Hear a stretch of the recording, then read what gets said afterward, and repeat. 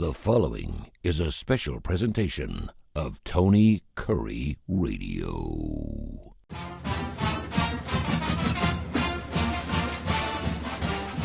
Welcome back to our second installment of the UAB Director's Chair. He is the athletic director on the left-hand side of the screen, Mark Ingram. Right there, go Blazers, UABblazers.com. You can check them out on their website for all their information. Of course, I'm Tony Curry. We do the show every single week. Info at TonyCurryRadio.net. Info at TonyCurryRadio.net. If you got any info questions, you want to throw anything out, we always get a couple of interesting emails. Mark, first of all, how are you doing, sir? Everything well with you? Yeah, I'm excellent, Tony. Thank you, man. Fantastic. We're doing this show now on the 6th. Of course, it's the day after National Signing Day. Totally forgot about it. What is that? Look, I've been doing sports radio for years, and of course, I started my own thing here, and it used to be such a huge day, National Signing Day on February 5th. We'll talk about that in just a second. But February 6th, we are 3 days away from Super Bowl 59. We haven't talked anything about the Super Bowl. It's going to be the Eagles and the Chefs playing coming up on Sunday, and just wanted to get your thoughts on who you think's going to win. I know several of our emails. I asked Mark who's going to pick for the Super Bowl. What's your thoughts? Yeah, so it's a funny thing in my house because we used to live in Columbia, Missouri, which is 2 hours from the Chiefs. And when we lived there, the St. Louis Rams won the Super Bowl. Mm-hmm. And that was really fun for the state. It was my first real interaction with pro sports being close enough that people cared, like really cared passionately. And then prior to UAB, I was at Temple University, which is in Philadelphia, and Philadelphians are crazy about the Eagles. I mean, crazy about the Eagles. Yeah. And my two sons, John and Charlie, they love, you'd think they were born and raised in Philly. We lived there 3 years, okay? We lived there 3 years. I enjoyed all 3 of those years. It was a fun time. But you'd think they were like making, having cheesesteaks for lunch every day and soft pretzels for breakfast and whatever. They love the Eagles. They love the Sixers, and they love the Phillies. Love, love, love. We're not really hockey people. I respect hockey, but we didn't really watch any hockey. But the Philadelphia people are nuts about the Flyers too. So it's fun. It's fun for us that both teams, because my oldest, John, while he does love the Eagles, as a kid, his favorite player was Eric Berry, that was the all-pro safety for the Chiefs. So kind of had this affection for the Chiefs as well. I think ultimately the Chiefs are the most consistent team.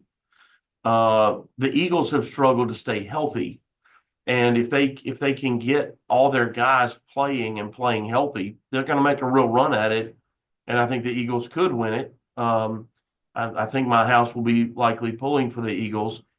Now here's another funny. So my daughter, my youngest, Audrey, she's 16. She watched that, I think it's a Netflix documentary, but the documentary called Quarterback, which is Kirk Cousins, Marcus Mariota, Patrick Mahomes, and one other, and now I'm forgetting. Anyway, but she loved that show. My daughter, of all people, and I think she's the only person in the house that's watched it. She watched it on her own. We didn't even know she was watching it. And she's a big Mahomes fan, so that'll be fun in our house. So I think it'll be a good game. Yeah, I think it's going to be good too. The line's 1.5, so that's, at least Vegas thinks it's going to be close. And it's interesting because these two teams played just a couple of years ago. We had that 30-35 game, which was just fantastic. We can only pray that we're going to have another one that good. And of course, if you remember the last time Philadelphia, of course, won a Super Bowl, it was Nick Foles who got the trophy done. And of course, that was one of those things where, do you need a great quarterback to win a Super Bowl? Well, there you have it. But he played well. I mean, he did play well. And that team was great. That team was stacked behind him. And you can certainly make an argument that Jalen Hurts, while I think he's a much better quarterback than Nick Foles, again, he's one of those situations where, when he went through some concussion protocol, he's looked fantastic since he came out. He doesn't need to go crazy and throw 4 touchdowns and 400 yards to win this football game because of Saquon Barkley and because of some of the guys on defense. I mean, on paper, this team is a better team than Kansas City. I think a lot of people want to see some history, too, because we've never had a three-peat. I did think it's pretty funny, and I didn't realize this, but, Pat Riley owns the rights to the words Three-peat. three-peat. Yeah. So if in fact they do win this game, Pat Riley is in for a big fat payday. I'm not sure what type of residuals he's going to get, but I thought that was really interesting. Yeah, So he's got that. And it's somebody like Rick Pitino, maybe. Somebody has the rights to the words Midnight Madness yeah, because it may not be Coach Pitino, but it's a coach yeah. that has it who started that. And then, yeah, when other people started doing it, they're like, whoa, whoa, whoa, whoa, whoa. And you have That's the our right, thing. and And you have so the rights to hey, go. You have the rights to go Blazers. So there you have it. we have it. My There you gosh. go. There you go. All right. We'll see what happens coming up for the big game. All I right. think the So Eagles, listen, the Eagles have got to have A.J. Brown healthy. yep. They've got to have Devontae Smith, excuse me, healthy, and they've got to have their tight end whose name I'm blanking on all of a sudden. If those three guys are healthy and playing, and Saquon Barkley has a good, not even great, but a good night, could be Well, special. he's And then going to they get. have their defensive guys like Slay, their defensive line. They got to step up because their defensive line is really good, Yeah. really good. And something tells me too, and it's crazy because they're not that old, but something tells me that that window's about ready to close on Mahomes and Kelsey on that duo. It just seems like they've been together for so long. They're still relatively healthy. They're still putting up unbelievable numbers. Patrick Yeah. Mahomes not so much as Kelsey is, but and I think a lot of people thought because of the Taylor Swift thing, maybe his numbers would fall off. They've just gone up. So having her He on just grew his his side. hair out. Yeah, it's he's not having any issues performing at a very high level, so that should be interesting. So yesterday was National Signing Day. No. This would be a day that, when I was doing radio on Jocks, we talked about it a couple of weeks ahead of time. We had a special day formatted for it. Guys bringing their hats out. We'd have an Auburn bell going off, a UAB bell going off. We'd have an Alabama bell going off, and we'd stop everything we're doing, and so just signed with blah, blah, blah, blah. I did see that UAB signed 5 more guys for a signing class of 31 guys. To finish up National Signing Day, and 21 of those players, of course, were transfer portal players as well. So it looks like you got a pretty good class coming in. But I mean, everything you pull up, it just sucks because it's just not. It used to be so much fun, Yeah. and it's so funny because when I'm sitting there talking to my son, I said, "Yeah, there used to be a fax girl. Remember the girl standing by the fax machine for each university? You used to go to their website and you could see because guys faxed. That's how you would find out whether you're going to the school or not. Guys Yeah, would we had to fax use the the fax school. machine. We still had to use the fax machine until 3 years ago. Yeah. Scan a document and No, just people don't even know what a fax machine is. I mean, no, they now don't. people don't even have them. But yeah, Yeah. that's how you commit is you'd fax in your commitment to a particular school. But just talk about how it's changed a little bit, and then Yeah. I want you to talk about that transfer portal, the 21 players. It sounds like a lot to me.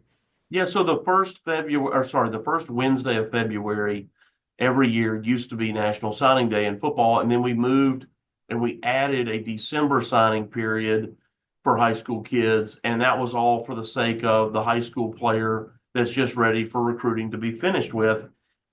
I don't think that was a good move for college football. College football is important to college athletics. Everybody knows that. Everybody agrees with that. It was bad for college football. And I don't know that it really benefited that many high school kids. There's outside of your top 300, recruiting is very different for the vast majority. There's going to be like 2,000 kids sign in let's just call it the FBS. If you take 100 and, what is 134 times 20 on so 2,600, 2,700 kids are going to sign, every year. And that number is shrinking now because of the transfer portal, which we'll get to. So if we signed, call it 10, that number is now down in the FBS to more like half of that, right? So less than 2,000 kids. But my point is, we made this change to benefit, call it 300 guys, the top 300, which has no benefit to still the vast majority of the guys that actually sign.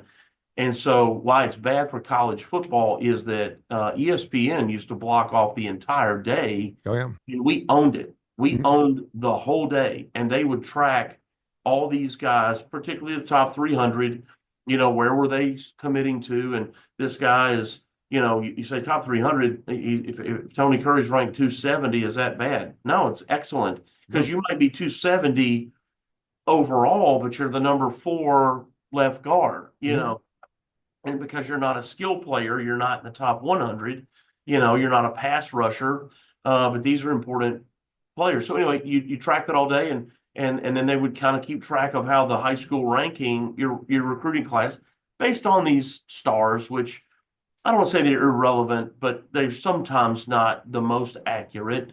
It's based on size and speed and certain metrics of people's physical characteristics. But by going to that December signing period, now the February thing happens, and it's like, wait, oh, was that yesterday? Oh, okay. Yeah. You Yeah, know, and it's funny too because National Signing Day was so much fun, and I know that there was always a big flip. I always remember there was always a big flip. There was always a guy that was going to Auburn that would flip to Alabama, or sometime whether it's UAB and Conference USA would flip teams the last minute. They'd change the hats. And it was fun. I mean, it got a little goofy there for a while, and it was almost like a gender reveal for a lot of these kids. You were trying to figure out things, and I agree with you. It took a lot of the onus off when you had that December signing day. I think a lot of people obviously did it because a lot of players didn't want to be burdened with having to deal with February 5th and have to go through all that. Well, where I think the majority of the players really really loved it. Um, Two questions. First of all, you have a scholarship limitation on how many scholarship players you can have. Now that we're paying players, does that matter at all anymore? yeah, you're only going to be able to have 105 players as of assuming that the House settlement is approved in April, which everyone believes it will be. It includes a roster limitation in football of 105 total players, and they can all be on scholarship if you want them to be. Today, it's 85 in football, and the other 20 theoretically would be walk-ons. But if your institution wants to put all 105 on scholarship, you can.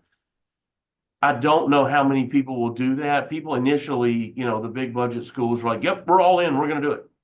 And then you start pulling back and you go, well, there's only like 45 to 50 guys that actually get on the field and play. Yeah, Do we really need more people on scholarship, or do we need maybe that money to pay the ones that are playing? that's Because we're a great also in point. this, as part of the House settlement, you're also dealing with it's the revenue sharing model. So is that maybe a better use of those dollars to ensure that you're paying the guys that are your key performers, your starting quarterback, your best receiver, your tailback, your pass rusher, these key middle linebacker, these key guys. And I think more people are doing that. And listen, I don't want to say this and be wrong. I think I'm right. The Southeastern Conference as a league made a decision that for at least year one to not go above the 85. Okay. They may spend the full 20.5 million, and they will, that they're allowed to spend, but it won't be on putting extra guys on scholarship. Gotcha. But there is a fine line there where, you may not say, listen, we don't have any money to pay you, but we can't put you on scholarship. So I guess there's a way of kind of moving some numbers around a little bit. So at least Yeah. you can save money just from a scholarship standpoint. Sorry, Tony, you can also put them on a partial. So that's new in football. Right now, everybody that's on a scholarship, it's an all or none. You're a full or you're not. Yeah. And in this new settlement, you could put everybody on a 50%, or you could put them all on 75%. So then you could do 105 guys with the same money, same amount of money we spend on that. On the 85, you could spend the same amount of money on 105 and put them all on like a 80% scholarship or something. Is the walk on extinct? No, I mean, no. are I there still? think what I think like, so coming back to the SEC, if I'm correct that I saw this announcement that they're staying at 85, they're still going to have 105 players, which means 20 of them will be walk-ons.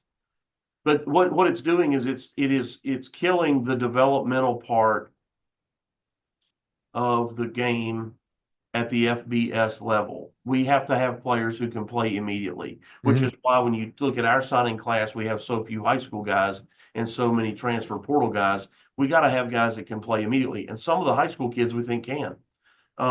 So we've got a few projects, but we think half we think can come in and make an impact as freshmen, Yeah. which unfortunately, Tony, means they'll probably be with us 1 to 2 years tops, when somebody else who we beat out in recruiting, or never saw them or overlooked them, Yeah. will come in as we saw this past year, and take them from us, induce them into the portal with, money we don't have, $200,000 that we don't have. This is the UAB director's chair. He is the athletic director, and just great to have him on every single week. And we've had coaches on, stuff like that. I just love to talk to the athletic director, and particularly Mark, because he can kind of pull back the screen, the Wizard of Oz trick a little bit, and find out what's going on in college sports at a much deeper level. And you can hear the show at least 5 days a week here on Tony Curry Radio on TKR. We just started back up. We took a few weeks off. You can also check out, of course, the Inferno, the other show they do with some of their coaches. It's good too. So check that out. 21 transfer portal guys. I don't. Is that good? Is that bad? I mean, I guess it depends on how good these transfer portal guys are, but that sounds like a lot. Yeah, in the modern era, Tony, it's not really. I mean, you're taking guys from the FCS or junior college who excelled there, and then you're taking guys who I know we got, as an example, a receiver from Iowa who we really are very high on. Iowa doesn't throw the football a lot, and so he wants catches, right? Yep. He was getting on the field. That's not the issue. It's just their style of offense isn't necessarily conducive to a wide receiver that has a hope and dream of playing at the next level. He's got to catch balls. He's got to show people that he can catch the ball and do something with it. And just like Tajon Palmer and several other guys that have come here, and J.J. Nelson that have gone on to play in the NFL from here at that position. But you got to have catches. You got to have catches. So anyway, you get some guys that are in the Power Four that maybe they're a second string guy, or in his case, not. He's just kind of in a weird, kind of a bad fit situation. Even not unhappy, just needs to catch balls. You get a second string guy who's playing behind an All-American. It's not that the second string guy's a bad player. There's just only so many people can get on the field. And again, those type guys, whether they should have thought it or not, all believed out of high school they were going to one day be in the NFL. And so you're not going to the NFL if you can't even get on the field at your college team. And so they're trying to get, reps and snaps and playing time. Yeah, it used to be, you wanted to hire a coach that was great at X's and O's, and was also a good recruiter too. There were some guys that weren't good at X's and O's, but were great recruiters. And you put together the staff, and gosh, if you had a guy that was great at both, you had yourself a winner chicken dinner. And now I'm wondering myself, is there a particular coach or a particular guy that's really good at transfer portal guys? Is there I mean, a guy that's just really intrigued and knows who's moving around and kind of can put his ear to the ground and find out, hey, this guy's interested in moving around, this, that, and the other inside your conference and inside of college football? Well, I don't know if this is good or bad, but a lot of these kids have agents now. Mm-hmm. And so the agent will reach out to you and say, hey, I got 2 receivers, a defensive tackle, and a tight end that all want to get into the portal. This is who they are. This is how much money they need. And if you want them, they're going to be available. Yeah. And you're like, first of all, he's not that good, or second of all, whatever, you tell them whatever you tell them. You're like, yeah, we're interested, or no, we're not interested, or whatever. But that'll happen through an agent or sometimes the high school coach. I mean, we've lost guys here whose middleman was their high school coach who acknowledges we gave that kid the only offer they had coming out of high school. But then in a recruiting conversation with a Power 4 school who says we need a pick the position, whatever, running back. Yeah. They go, well, my guy at UAB, did great.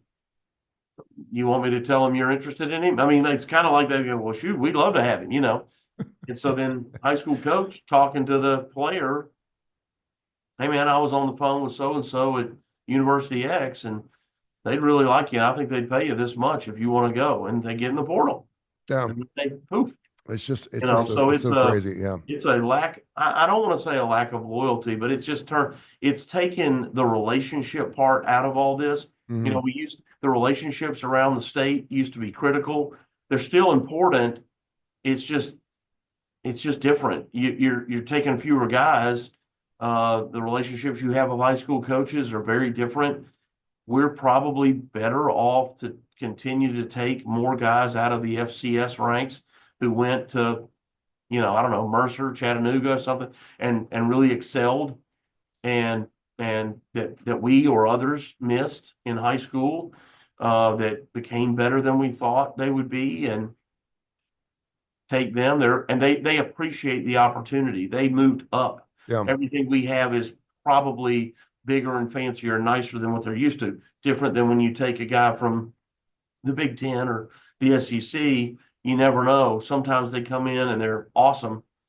Sometimes they come in and they're like, man, when I was at wherever, we never had to do that, or we always got one of these. Yeah. We got more gear. We had a bigger, fancier weight room. Yeah. For everything going on at UAB, go to uabsports.com, uabsports.com. That goes for tickets and everything else. Basketball team. I'm starting to understand how Andy Kennedy works now. We know he's won more basketball games in his first 4 years than any coach in UAB history. And it seems like we were expecting a lot from this team this year, and it happens every year. You get out of the box, it's like 7-7, 7-8, 8-7, 9-8, something like that. You lose a couple games you don't think you should. You of course had that horrible game where you were up by 27, you lose, and next thing you know, about this time of the year, things start to gel. You hope everyone stays healthy. You've won 8 or 9 games. The North Texas game was huge. That team, of course, was I think 16-5 coming in. That was a nice win. I hate watching their style of basketball, so I was happy to see a victory against North Texas. Always nice to beat the Mean Green. But this is about the time of the season where things start to kind of gel together a little bit. And I was really nice. It was nice to see UAB only put up 64 points and win a basketball game too. I thought that was pretty remarkable. Yeah, North Texas's style is they're very physical. They're the most physical team in our league. They play incredibly good defense, and so they limit your scoring. I mean, we probably scored almost 20 points less than our average. I think our average is 83, 85, something like that is our average. So yeah, they really impacted that. We again had a really tough night beyond the arc, which has been our Achilles heel to this point, frankly. But otherwise, we are playing much better than our record would suggest. And I think our team is a lot better than our record reflects. So, our conference record right now is 8-2. Nice. One loss to Memphis and one loss to North Texas. By the way, the loss at North Texas, I think we were up 17 at the half and lost that game. We gave up the lead. We tied it back. And with no time on the clock, a guy throws from the 3-point line. We got a player in his face, and he like shoots it like this. Yeah. And it goes in. I remember. The win. And so, whatever, tough luck, but shouldn't have given up the lead, right? But otherwise, those are our 2 losses. So, but having beaten North Texas at home the other night, so we had the same record. We were both 7-2, but they have a tie break. But now we're 8-2 and they're 7-3. So we're now in second place behind Memphis. And Memphis is beatable. We played Memphis at Memphis, and one of their staff members after the game caught me in the hallway, and I went up to Memphis for the game, and he said, man, he goes, look, he goes, tough one tonight. I said, yeah, you guys look really good. He goes, that's the best we've played all year. And so, of course, lucky enough, we happened to catch them that night. So whatever, everybody plays well. I'm sure that's the way they went into their locker room saying, hey, man, this is who we said we could be all year. Let's carry that momentum, right? Like if you're them, that's what they're capable of, and they are. And they just played a great game. We're going to get them back here in Bartow, though, on looking at my schedule. It is March the 2nd. It's a Sunday. So March the 2nd, they got to come back here. So we've still got, several home games. We've got, sorry, I'm looking at my calendar here. That's fine. South Florida on February the 16th, Temple on the 23rd, Memphis on the 2nd, and then Florida Atlantic on March the 6th, our last home game. So we've still got 1, 2, 3, 4 more home games here at Bartow. And look, man, we need to pack the house. I Yeah. mean, we got to have people show It up. looked great. It looked great on television the other night, by the way. I mean, I get a chance to come down there on Monday night, but it looked really, really well. It was on ESPN too. And Well, of course, we had our largest student crowd of the year. You know, students are our toughest group to get to. I think students who live off campus kind of get off campus and are like, man, I'm not going back to the island. Really, our core attendees are our on-campus students, which is only about 3,000 of them. yeah, And so we had about 800 at the game the other night, just under 800, and so it makes a that's difference. awesome. Yeah. They themselves, in particular, really make a difference. And then, frankly, Tony, a lot of our season ticket holders who are side court, lower level folks, the tickets are sold. You see those empty seats. They're not because they're unsold, they're sold. So we just got to keep, hammering on our season ticket holders. Hey, look, we're grateful that you invested financially. That helps. But please, please, please show up. And if you're traveling or can't make it, please make sure your neighbor's there, So Yeah. And I'll say this too, and I think it's worth bearing is Bartow Arena is a UAB facility. You control everything there, and yeah. just from a price standpoint, I know a lot of people have said some things about Protective that's run by the BJCC. They control all the prices. I know sometimes you get down there and it's expensive to eat and everything else down there. You can go to Bartow Arena, man, and have just one hell of a good time and feed the entire family. So Yeah, we try to keep it all as low as we can. Yeah, it's great. No, it's super good. We need the money, but we also we're trying to be price sensitive to our fan base. That's super good. Jay French is? Jay French? Jay French, classic rock guy. We're not going to take it. Yeah, he played for Twisted Sister. He was a guitar player for Twisted Sister. Their guitarist? Okay. Anyway, he's still around. Twisted Sister still doing some shows. He came out, Gene Simmons came out. I think I want to say 6 or 7 years ago. So it was probably a double. When you get older, you start doubling things. So it's probably 10 or 12 years ago. Said that classic rock was dead. I don't know why he said that because, I mean, at the time, Kiss was still on the road and you still got the Eagles on the road and AC/DC still doing their thing. Now everyone's older. Jay French came out a couple of days ago. He was doing some podcast with some guy and they were asking about where classic rock is. And he said, it was interesting. The big band, where they went through like a 20-year period. You had jazz that was hot for like 20 years. You had disco that was hot for like 8 to 10 years. You can still hear disco music, but disco music, for all due practical purposes, is dead. No one's making new disco music, is what he meant. And he said the reason I'm saying it's dead is because growing up, when I was 17 or 18, all these classic rock bands were like in their 20s and 30s. Roger Daltrey was 32. Pete Townsend was 34. Angus Young was 33, and they were still making albums. They're still making. It was weird because I had this weird dream the other night about. I remember when some of my favorite bands would come out with a new album, and how excited we would be to be able to hear the new vinyl. And I also remember how disappointed we were when we heard that our band broke up. I'm trying to think of a band that broke up when I was in high school, and it would get up and down the hallways. Hey, did you hear? I can just imagine what it was like when everyone found out the Beatles broke up. In the '70s. And he's like, say it's classic rock, but he did say that classic rock. He does believe that it's got staying power to be around in 100 years. He's like, there's no one making new classic rock music anymore, which is not a good thing. There's hip hop out there still hot. There's country music out there still hot. There's pop music that'll always be hot, but there's no one making classic rock music anymore. And I don't agree with that. There are people making music. I don't think there are radio stations that play it. Amen. So it's harder to find it. But there's plenty of bands trying to, Greta Van Fleet sounds just like Led Zeppelin. Mm-hmm. And Wolf Mother. There's a ton of bands that are trying to make music. There's just not a place. I think we all absorb music differently. I don't think there are rock stations anymore, really. Maybe it's less popular. I don't know why that would be, but I also think that people listen to the radio less.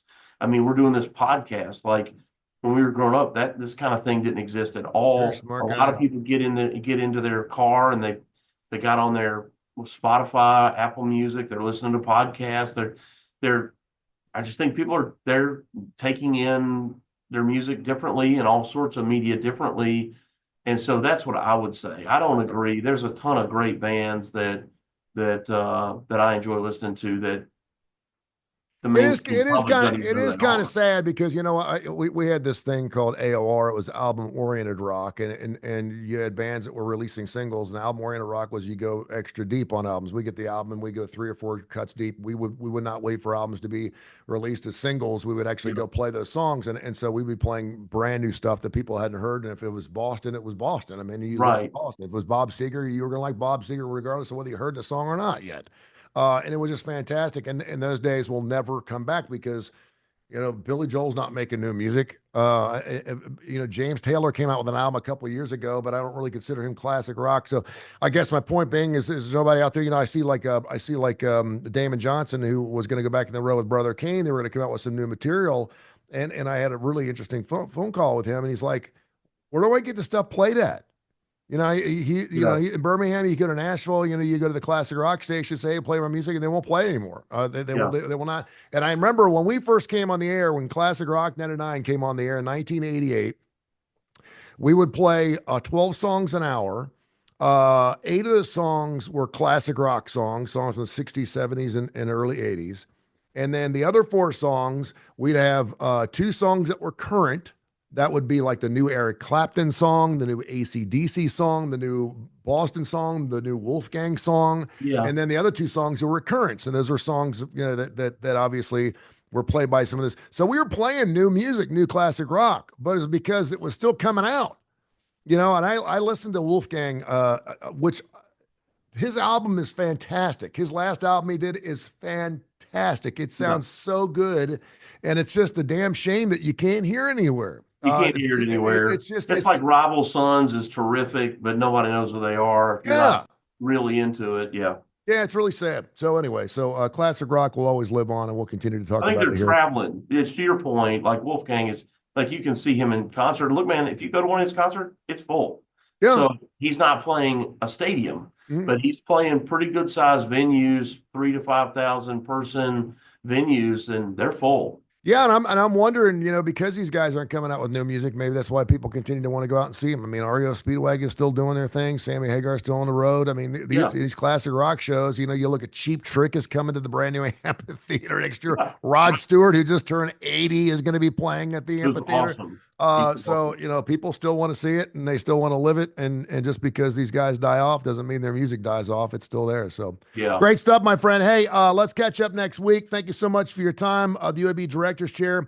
It's available 5 days a week on TKR. Thanks to the 100,000 folks who have downloaded my app. We've been doing this thing for about 4 or 5 years and so happy we could bring back the UAB Director's Chair. The other show you're a part of course, with the coach Andy Kennedy and Trent Dilfer. It's called The Inferno. You can check that out and go to their website, UABsports.com, to see that. Wherever you get your favorite podcast, you can check that out as well. Thank you, my friend. We'll catch up next week. All right, pal. Thanks so much.